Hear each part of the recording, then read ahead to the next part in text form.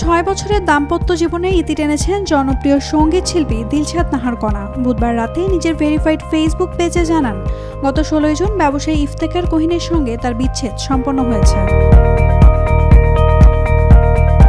কণা তার পোস্টে লেখেন, জন্ম, মৃত্যু, বিয়ে সবই আল্লাহর ইচ্ছা, বিচ্ছেদও তারই ইশারায়। তিনি আরও জানান, ভবিষ্যতে গানে মনোযোগ দিতে চান এবং ভক্তদের ভালোবাসা ধরে রাখার অনুরোধ করেন।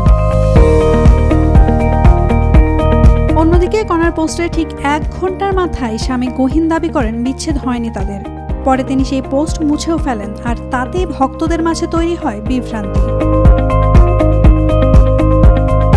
গায়িকার স্বামী গহীন দাবি করেন তাদের বিচ্ছেদ হয়নি, তাদের সংসারে চলছে কিছু পারিবারিক টানাপোড়েন, যার সমাধানের চেষ্টা চলছে।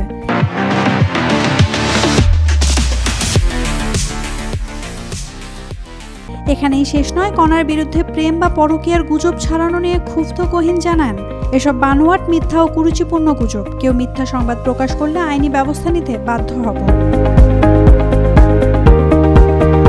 একদিকে কণার বিচ্ছেদের পোস্ট, অন্যদিকে তার স্বামীর অস্বীকার কৌতূহল তৈরি করে। তবে কিছুক্ষণের মধ্যেই নিজের পোস্ট সরিয়ে দেন ইফতেখার। বিচ্ছেদ নিয়ে তার বক্তব্য পাওয়া যায়নি। আর এই দুই বিপরীত বার্তায় বিভ্রান্ত ভক্তরা। কোনটা সত্যি সেটা এখনো স্পষ্ট নয়। প্রায় 3 দশকের সঙ্গীত ক্যারিয়ার কণার। শখের বশে করেছেন অভিনয়, তবে গানে তিনি দারুণ সফলতা পেয়েছেন। টানা 7 বছর প্রেমের পর 2019 সালের 21 এপ্রিল অনেকটা নীরবে বিয়ে বন্ধনে আবদ্ধ হন কণা ও গহীন। Naomin Nasrin, Daily Sun. For more updates, follow us on Facebook. Subscribe our YouTube channel. Get the latest update on www.daily-sun.com.